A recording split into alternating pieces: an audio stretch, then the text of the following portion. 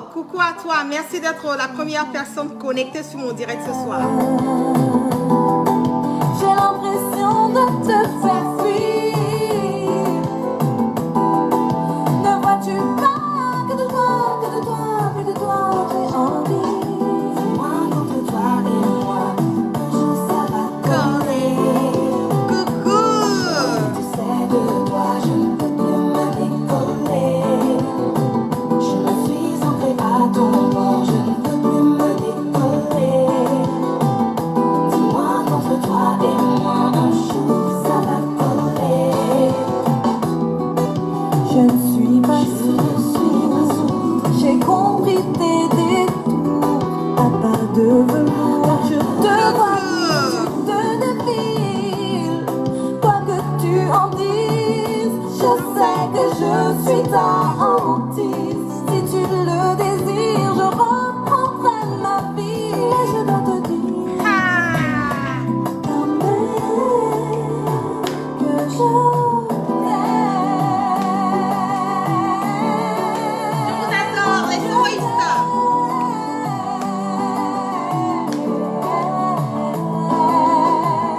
Dis-moi contre toi et moi, un jour ça va coller.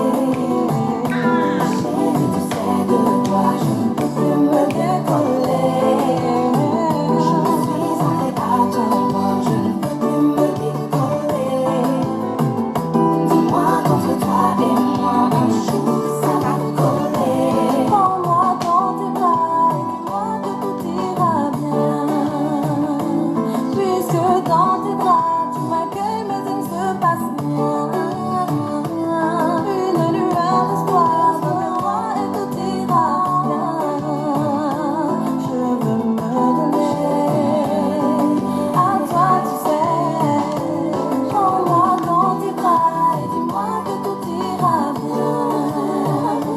Puisque dans tes bras tu m'accueilles, mais il ne se passe rien.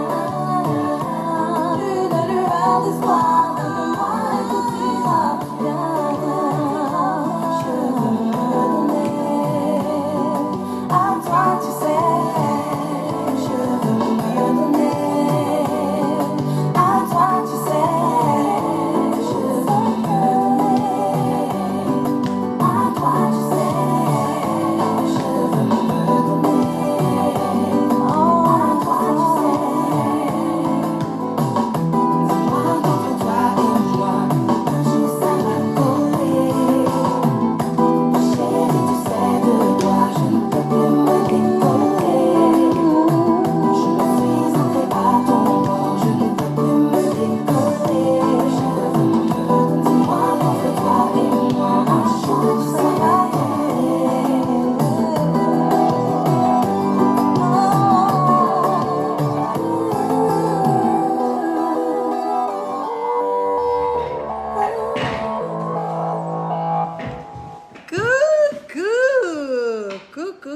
Coucou à tous. Merci d'être connectés avec moi. Ce soir, c'est la guêpe. C'est toujours un plaisir d'être avec vous et toujours un plaisir de partager mes directs, mes baillements. On va bailler un peu. Partagez massivement le direct. Faites monter le mercure. Nous sommes à près de presque 2000 personnes connectées. Faites monter le mercure. On va zailler un peu. Nous allons parler un peu de ce qui se passe dans notre pays, certes. Mais nous allons aussi parler de ce que Alassane Draman Ouattara est en train de foutre, voilà, la merde dans les autres. Coucou à toi, Antou Colombe. Je te claque plein de bisous depuis ta position. Je rentre dans ton inbox très bientôt. Ok? Bisous à toi. Donc, nous allons zailler un peu.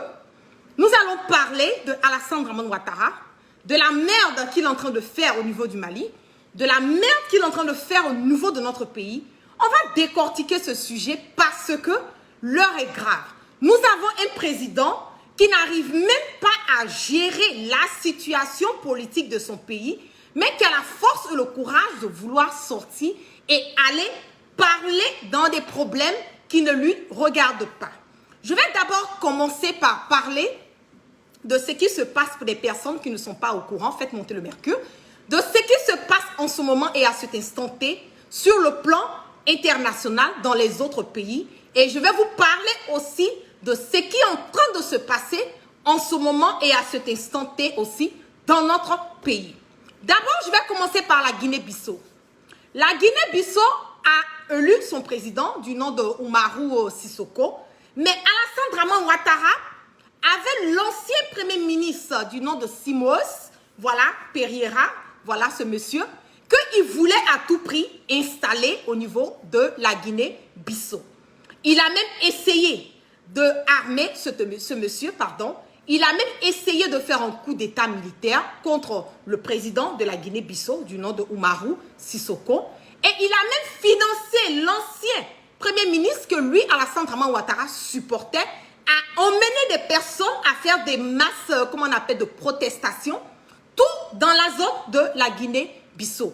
Il a fait aussi tenter de faire rentrer des armes à travers la Guinée-Conakry, ce qui a été un fiasco parce que nous avons notre grand enquêteur aussi du nom de Chris Yapi qui a eu à faire le cassement de Papo. Donc le président de la Guinée-Bissau du nom de Umaru Sissoco a pris connaissance de la situation dont ils ont pu quelque part stopper voilà, l'entrée de ces armes au niveau de la Guinée-Bissau. Alassane Draman Ouattara, je vous dis qu'il est dans sa phobie de tout vouloir toujours chercher à déstabiliser les pouvoirs. Il a déstabilisé le pouvoir au niveau de notre pays, le pouvoir de notre président Henri Konan Bédié, le pouvoir du président Laurent Gbagbo. Et maintenant, il a pris goût à cette manière, à cette envie, cette phobie de tellement vouloir déstabiliser les pouvoirs que finalement, il a continué dans cette lancée. Élément, envoie-moi le truc sur mon autre numéro, s'il te plaît. Donc, Alassane Draman Ouattara continue dans sa phobie. Il part maintenant au niveau du Mali, qu'il a dans son rétroviseur, parce qu'il faut le reconnaître, Ibeka est celui qui est aujourd'hui, comme on le dit, qui n'est pas aimé dans son pays. Il est quelqu'un que les Maliens ne veulent pas de lui. Donc, Alassane Draman Ouattara, encore dans sa manigance, va chercher par des voies et moyens à vouloir protéger les intérêts de Ibeka parce que indirectement, lui-même, ça l'emmène quelque part à vouloir se sécuriser au cas où, s'il y a une révolte ou bien s'il y a un soulèvement au niveau de notre pays, il va pouvoir avoir l'apport et l'appui de Ibeka. Qu'est-ce que Alassane Draman Ouattara va faire au niveau du Mali? Les opposants protestent le départ de Ibeka. Partagez, faites monter le mercure. Il envoyait des cargaisons d'armes pour que Ibeka puisse utiliser ces armes, voilà, pour pouvoir se sécuriser et pour pouvoir aussi riposter au cas où il y a quelque chose qui se passe. Voilà. Et vous avez remarqué aussi que Alassane Draman Ouattara, je vous dis, il est toujours aux aguets. Il est toujours dans les problèmes des autres. Il y a des années de cela où il a même envoyé encore son frère Téné Brahima et, comment on appelle, Evagondo au niveau du Burkina, où ils ont emmené des mallettes d'armes, ils ont envoyé des mallettes de munitions, pardon, pour pouvoir chercher à déstabiliser encore le pouvoir qui était en place. Le nom de Alassane Draman Ouattara, matin, midi, soir, est toujours cité dans les déstabilisations, dans les coups d'État, et les personnes qui ont été arrêtées, qui ont voulu participer quelque part à cette déstabilisation, ont été arrêtées. Et ces personnes, quand on leur a demandé qu'est-ce qui se passe, ils ont eu encore à citer le nom de Alassane Draman Ouattara comme celui qui est, comment on appelle, qui leur a donné de l'argent, celui qui leur a donné des armes, celui qui a presque tout financé pour pouvoir déstabiliser encore le pouvoir du président du Burkina. Et encore, qu'est-ce qui se passe? Alassane Draman Ouattara veut à tout prix maintenir Ibeka au pouvoir. Il veut à tout prix assurer ses intérêts. Donc, pendant cette réunion de la CEDEAO, il a été récemment au niveau du Mali, il a été humilié par les opposants maliens qui l'ont trouvé incapable, qui ont dit qu'il était un dictateur. Et j'ai été fort étonnée Maliens, et ça m'a fait rire quand j'ai entendu des Maliens dire que Alassane Draman Ouattara est un rebelle. Je vous dis que les Maliens ont dit que Alassane Draman Ouattara est un rebelle. Ce mot m'a cliqué un peu parce que on a tendance à toujours penser, à toujours dire Soro Guibafouri Guillaume était rebelle, Soro Guibafouri Guillaume était rebelle. Mais pour moi, d'entendre aujourd'hui que sur le plan international, on traite de Alassane Draman Ouattara d'un coup d'étaïste, on le traite d'un rebelle, on le traite d'un incapable, on le traite d'un dictateur, on le traite de quelqu'un qui n'arrive même pas à gérer son pays, qui est incompétent, qui n'a aucun respect de la loi ivoirienne et de la constitution ivoirienne, qui fait ce qu'il veut de cette constitution qui est à sa guise. Aujourd'hui, sur le plan national, sur le plan international, Alassane Draman Ouattara est reconnu étant un coup d'étaïste, il est reconnu étant un rebelle, un déstabilisateur du pouvoir, voilà, et vraiment c'est cette étiquette qui est collée sur Alassane Draman Ouattara. On quitte encore le Mali, il était très fâché, qu'est-ce qu'il va faire? Il va planifier maintenant, comment on appelle, une vengeance, parce que les opposants ont eu à l'humilier. Donc Alassane Draman Ouattara, maintenant en train d'activer ses réseaux, a commencé à lancer des appels au niveau des pays voisins. Il a contacté M. Macky Sall du Sénégal, il a eu à contacter M. Mohamed Ould de la Mauritanie, il a contacté aussi le président du Burkina Faso, et il les incite maintenant à vouloir faire un bloc autour de IBK pour pouvoir mater et mettre les opposants à zéro. Et vous le connaissez très bien, je le dis et je le répète à tout moment. Alassane Draman Ouattara est un déstabilisateur de pouvoir. C'est un hors-la-loïste. C'est quelqu'un qui ne veut pas qu'on lui dise qu'il n'a pas raison. C'est quelqu'un qui ne veut pas qu'on lui dise qu'il a tort. C'est quelqu'un qui se pense et se croit supérieur aux autres. Donc il est prêt à passer par tous les voies et moyens à vouloir démontrer encore aux opposants maliens que c'est lui, Alassane Draman Ouattara, c'est lui qui est le plus fort, c'est lui qui est prêt à tout, c'est lui qui donne son dernier mot. Sur le plan, comme on appelle au niveau de l'Afrique de l'Ouest, c'est lui, Alassane Draman Ouattara, qui a le monopole de l'Afrique de l'Ouest. Le président du Burkina Faso n'aime pas Alassane Draman Ouattara. Il refuse de faire part de ce bloc. Donc, le président du Togo, il a contacté le président du Togo. Le président togolais dit qu'il ne veut pas s'ingérer. Le président du Nigeria, nous le savons très bien, n'aime pas Alassane Draman Ouattara à cause de ce problème de écho et tout au niveau de l'Afrique de l'Ouest. Donc, IBK aujourd'hui, le fait que Alassane Draman Ouattara est en train de chercher à sécuriser les arrières de IBK, c'est pour pouvoir lui-même sécuriser ses arrières au cas où s'il y a, comment on appelle, un soulèvement au niveau de notre pays, il va pouvoir avoir le soutien de IBK. Coucou à toi, Douchka Pakora, je te claque plein de bisous. Merci d'être connecté sur mon direct.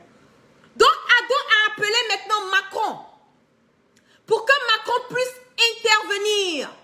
Il est acharné, je ne sais pourquoi est-ce qu'il est acharné dans le problème du Mali. Pourquoi est-ce qu'il veut chercher par les voies et moyens à détourner l'attention qui est sur la Côte d'Ivoire quand on parle de libérer nos prisonniers politiques? On parle de suspendre le mandat d'arrêt international qui a été lancé contre le leader générationnel Soro Guibafouri Guillaume. Quand on parle de ce qui se passe dans notre pays en ce moment et à cet instant T, là, comme on le dit, le respect de notre constitution, Alassane Draman Ouattara veut à tout prix détourner l'attention de la communauté internationale et surtout de l'Élysée parce que lui, il ne veut pas que la France, nous le savons très bien, il n'a aucun support de la France, il n'a pas le support des États-Unis en ce moment et à cet instant T. Donc, pour pouvoir les emmener à ne pas prêter l'attention sur ce qui se passe dans notre pays, il veut maintenant se focaliser sur le problème de Mali. Et pour moi, je pense que c'est vraiment une peine perdue parce que les Maliens ne sont en aucun cas prêts à accepter IBK. Ils ne sont pas prêts à être OK avec la manière dont leur pays est géré. Et ils ont demandé à Alassane Draman Ouattara de chercher comment on appelle, à ne pas s'ingérer dans leurs problèmes qu'ils vont résoudre eux-mêmes. Aujourd'hui, je vais parler un peu de ce qui se passe dans mon pays. Je vais parler de cette marginalisation. Je vais revenir encore sur le fait que c'est OK pour le RHDP d'organiser des manifestations dans notre pays. C'est OK pour le RHDP de faire des meetings de soutien. C'est OK pour le RHDP de sortir et vouloir faire, comment on appelle, des marches en disant que oui, nous soutenons Alassane Dramane Ouattara pour un 3e mandat.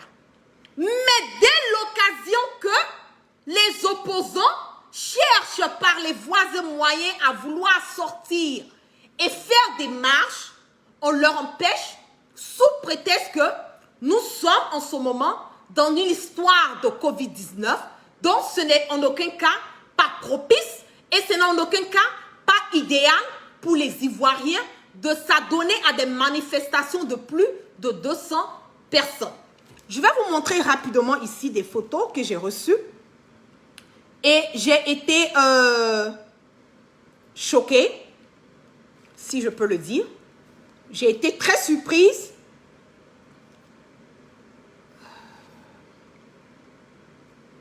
D'abord, je vais commencer par dire que il y a une réunion du conseil politique du RHDP qui doit se tenir le mercredi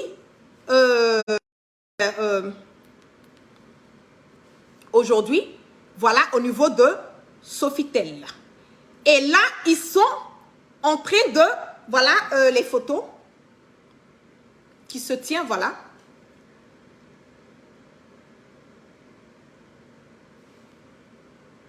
Voilà.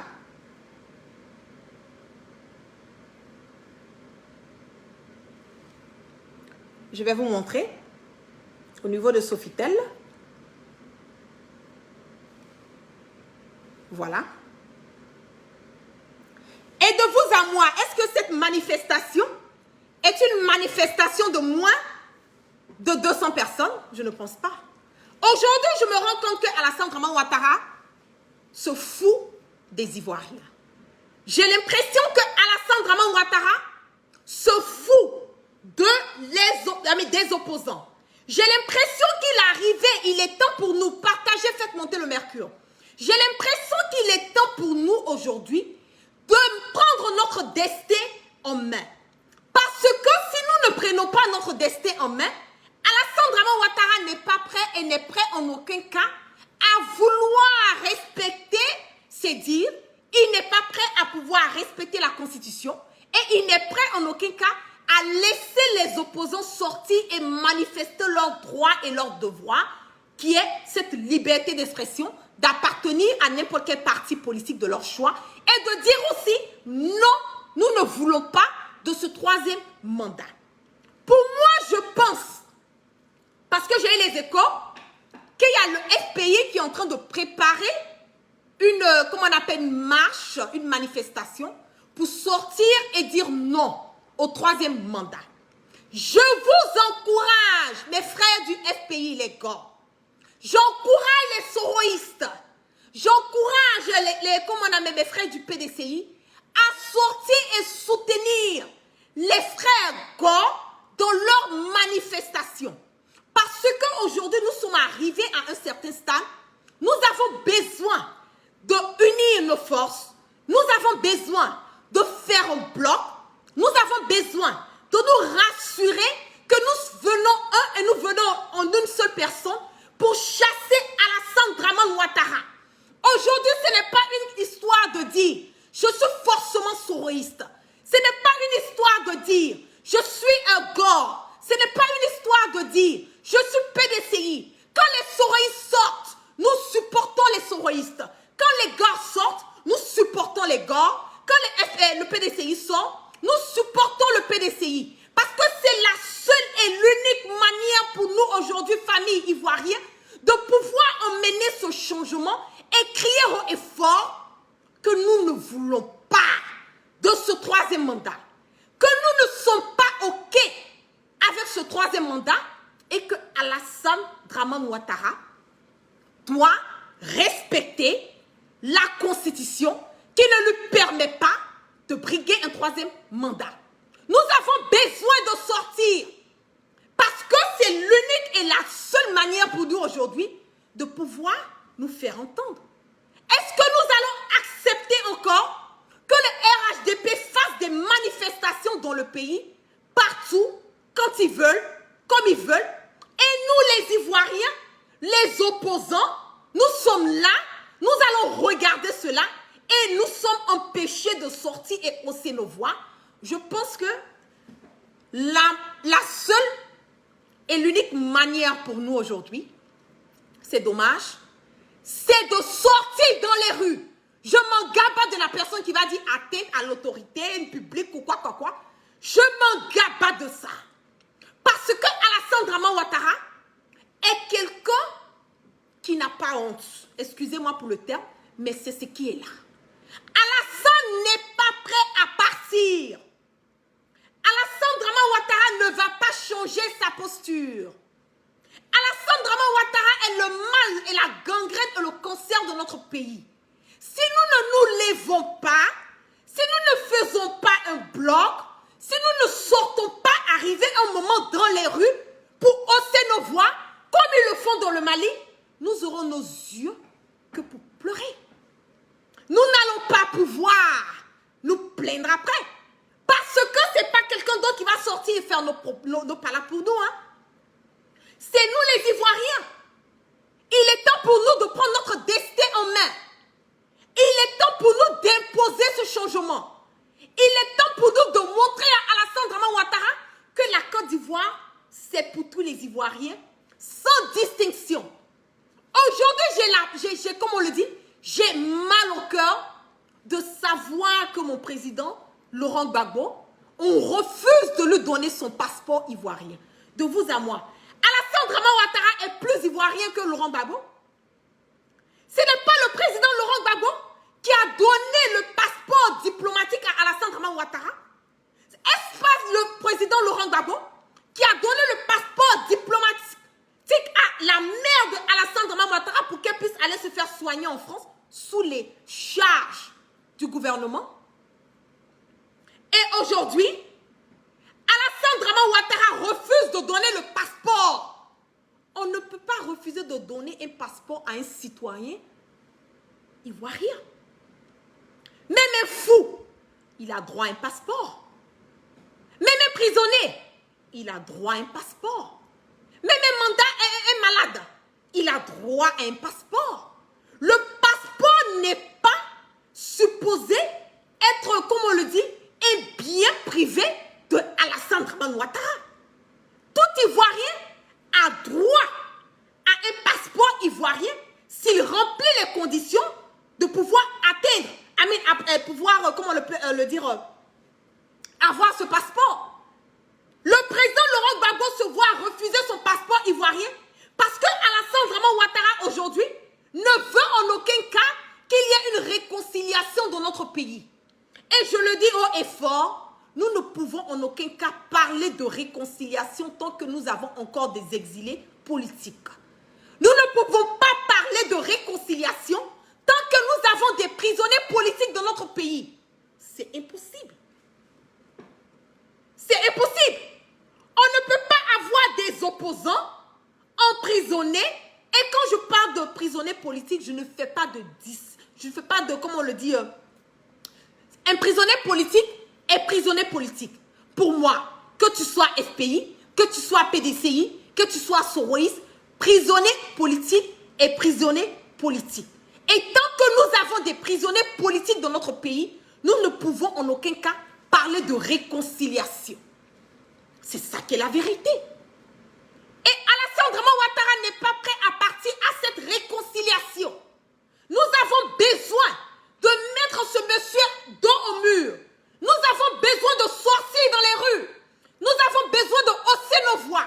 Nous avons besoin de montrer à ce monsieur que la Côte d'Ivoire, le gouvernement là, c'est une continuité. Il est venu trouver la Côte d'Ivoire. Il va partir pour trouver la Côte d'Ivoire. Et la manière dont il est arrivé dans le pays, la manière dont il a accédé à ce pouvoir, s'il ne fait pas attention, c'est de cette même manière. qu'il va partir. C'est de cette même manière qu'il va partir. Parce que trop, c'est trop. Parce que nous sommes fatigués de cette injustice. Nous sommes fatigués de cette marginalisation. Nous sommes fatigués de voir les opposants traqués sur le plan national, sur le plan international, les mandats d'arrêt internationaux, les plaintes à gauche, à droite. Nous en avons marre. Nous en avons marre. Il est temps pour nous, famille, de nous réveiller. Il est temps pour nous de prendre notre destin en main. Il est temps pour nous